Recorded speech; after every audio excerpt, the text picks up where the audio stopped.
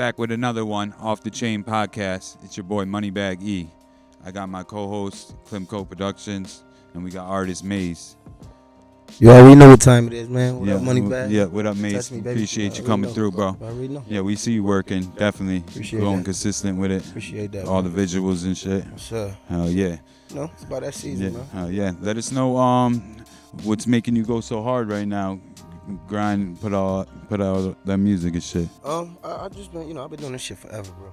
Yeah. You know what I mean? I feel like I got a lot of people against me right now. A lot of people that I love, once loved. You know what I mean? I think that like the type of life that I lived, I always notice like when I'm under pressure, it's like it do something different to me. I always, it kind of just make me want to go a little bit harder. Knowing that some people they don't believe in me or So, I got kids too. I got 4 kids, so them obviously is number one. They come first. So I gotta make something with this shit, man. Everywhere I go, I'm out in different states. I'm in Mass. When I'm traveling and people know me and people actually recognize me.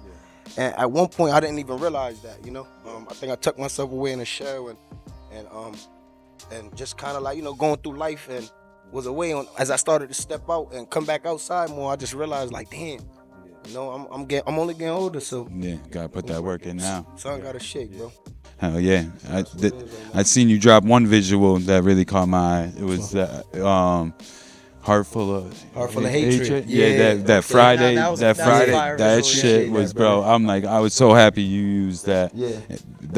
That concept. Okay. It was like, I'm like, oh, my boy, he he coming up with some shit. What made you come up with that concept for that video? Like, to be honest, like I always kind of be real. Like I really always wanted to be in movies. Yeah. I always just felt like from a kid, like I was a star. I just always kind of had this mindset to where like everything got to be different. I don't want to do what everybody else doing. I don't want the videos where it's a bunch of niggas. That's easy. That shit we've been doing. So, like it's time to show people, how I think, my artistry, because that's really what it's about. And that's it. Yeah, what kind of inspires you to be that creative and push the bar, you know what I mean, and think of different ideas? Because, there are a lot of people that get comfortable, do the same thing over and over again.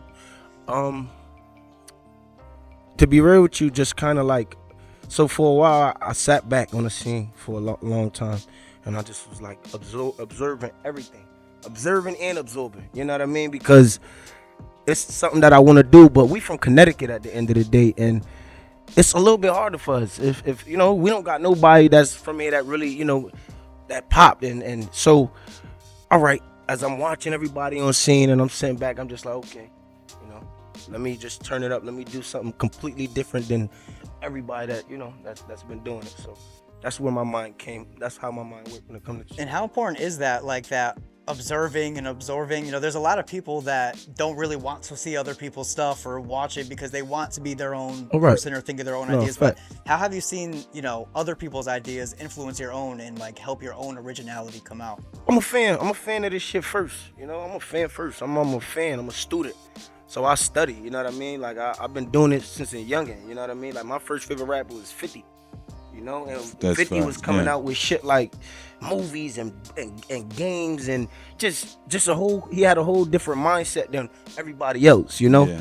And me knowing that young, I kind of just paid attention, and then, we growing up and we going through our own shit, but just doing it myself. When I'm going to school, I'm putting together assemblies, when we used to have little assemblies and shit. I'm drumming, mind you, I could drum. Nice, I'm up there acting and then rapping. You know what I mean? Wow, like it's just all types of shit like that from a youngin. So the things people don't see, that's kind of like it's what played into it. Right. So you've been doing it since you were a kid. Since I was a kid. So you've always been like that. Yeah. And what was that like, even as a kid doing it? Was that energy embraced? Did a lot of people want to see you do more of that? Yeah, hell yeah. I think the energy that I always bring, that I always brought as a kid, just was like, like damn. He's special, and whatever he do, he gonna be good at it. Cause everything that I do, I don't give a fuck if I gotta sweep these ceilings, man. My name is attached to sweeping these ceilings, so it just gotta be that, It's a good mindset. Yeah, you gotta fucking. Swear. Yeah. No matter what you do, I don't care if you working a job, you trapping, you whatever. You know what I mean? Just make sure you the best. You the best at it, cause you already doing your it. name on it. That's it. That's what you doing. Yeah. So, yeah, man. And What was the question you asked though? Let me make sure I didn't have.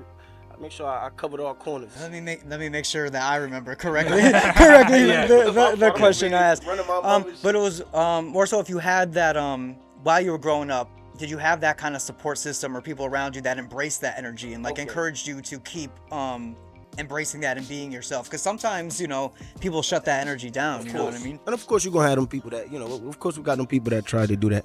Like you said, so it's definitely was embraced. The city always loved me. I dropped at 16. I dropped my first real freestyle, and I think it got like 300 or 400 shares. And at the time, that's 10, 11 years ago. Yeah. 300-400 shares at that time was crazy. Yeah. So I think from 16 years old, the city had an eye on me, and they always just, I took some time off and I came back, and the love's still there. So, it's definitely, definitely embraced.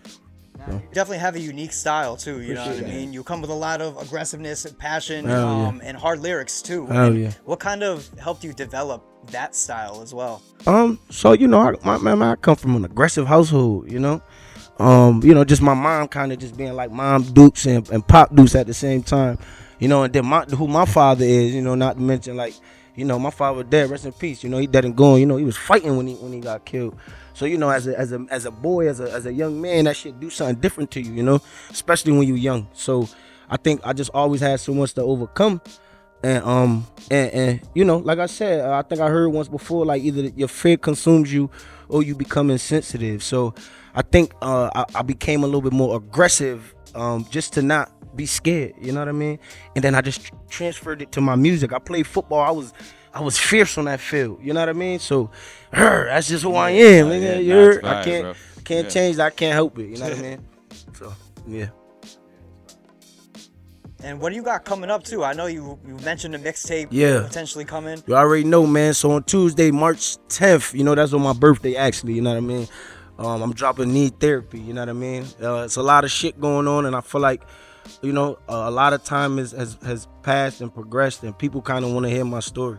And I felt like to drop my first tape, it wouldn't be, nothing no better than to kind of just give them the real me, before I give any party and all that. Now, let me introduce y'all, let me introduce myself to y'all a little bit. All right, Need Therapy. I like that title. That's a unique title as well. What inspired that as well? I mean, you expanded on it a little bit. Yeah, but we shy away from that, you know what I mean, as a community, man, you know what I mean?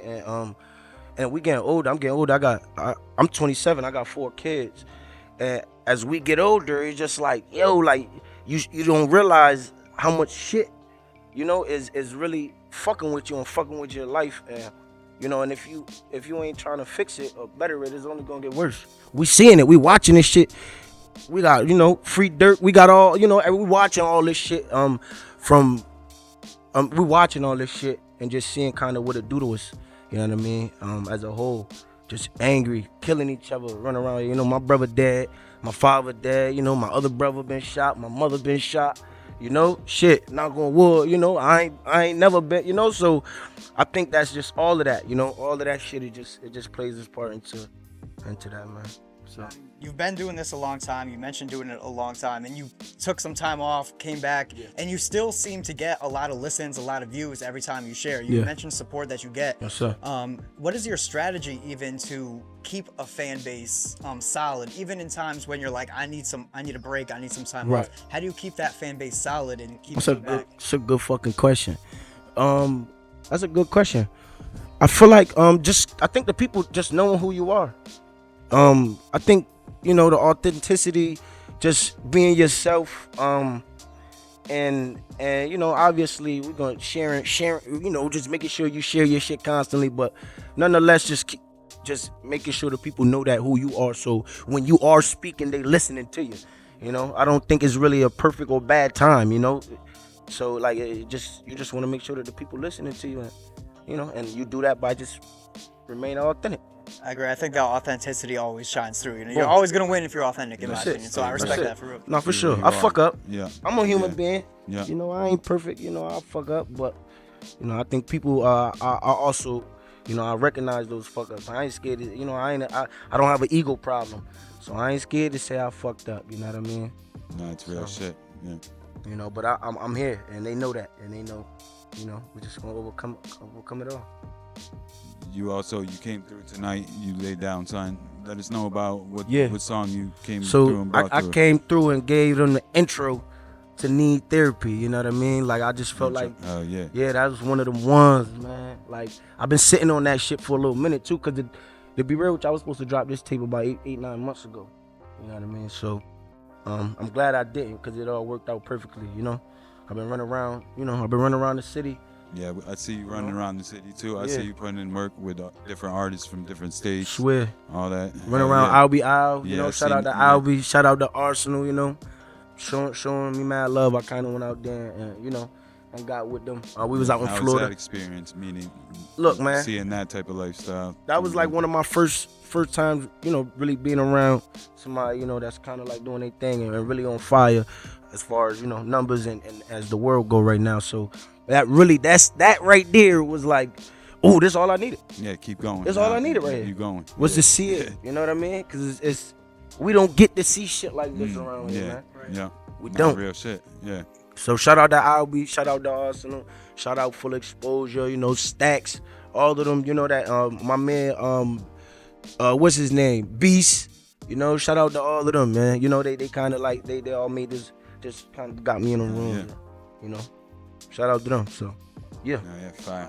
You already know what time it is. Yeah, let them know where to find you at on all social. Yeah, so still _MAYZE on Instagram, you know what I mean? Still MAYZE on YouTube, you know what I mean? I gotta get my TikTok and all that other shit popping right now.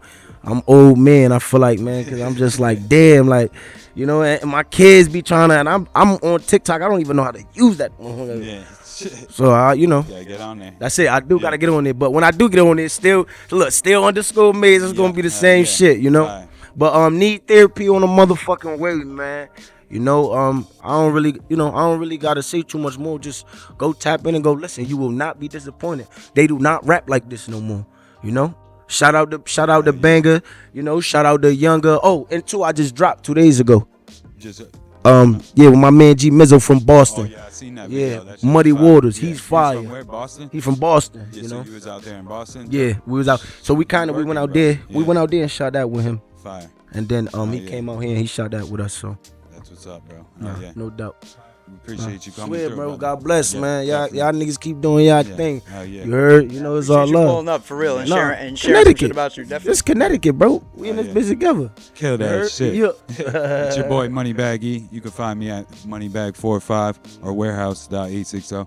Your boy Klimko Productions. You know, you can find me at Klimko Productions, KLIMKO Productions. This is Off the Chain Podcast. We out. Good shit, baby. That's perfect. That's good shit right there.